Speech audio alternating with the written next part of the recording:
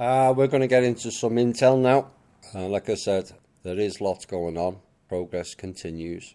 We're getting really down to close to an end and a breakthrough on, like I keep saying, many levels. I know the public wants to see the public level. This is all about the inner war on the threats that are going on to the team, the countries, the presidents, the prime ministers all around the world.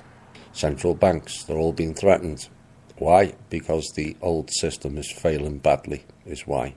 The first piece is the desperation levels have reached kind of epidemic proportions, which to me is a good sign. You know, nobody likes seeing people threatened, but it is a desperate act. They used to just ride roughshod. Now they're going begging and threatening in various countries around the world. And that's ramping up in many countries, more particular in Africa and also South and Central America. The UN are threatening people, banks, governments, the IMF and also the World Bank are threatening them.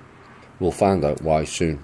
But more and more countries now are just not buying their bullshittery anymore. They're just not. And this is a significant change in the inner war that's been going on, and a further example of the erosion of their old system ways. They've been threatening the children and the families of various leaders around the world. But like I said, a significant number are not buying their threats anymore either. And that at this stage is a major progress point. So the Independent, of all people, fairly well-established broadsheet in the UK, decided to run an article today on who funds the IMF if it runs out of cash. This is why the IMF is going around threatening everyone, telling everyone that the Manor World Holding Trust is bogus or it's stolen funds, which it's neither, and many have now seen through that illusion. Now, America is the biggest political player in the funding of the IMF. Go figure. As per usual, the American people fund everything, or so it seems.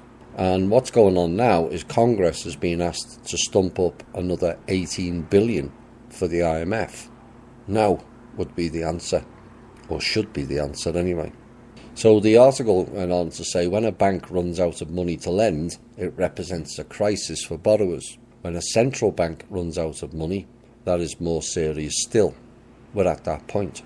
It's a crisis for the nation and anybody else who is financially exposed to that country. Well, the problem is the dollar is representative in 85% of countries. So that tells you the issue that they're facing now. But the article says what happens when the central bank runs out of cash.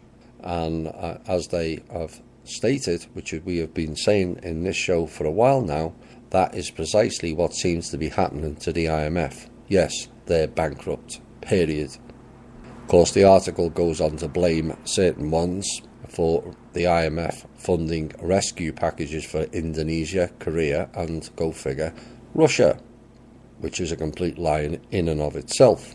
And it is running short of cash. Sound familiar?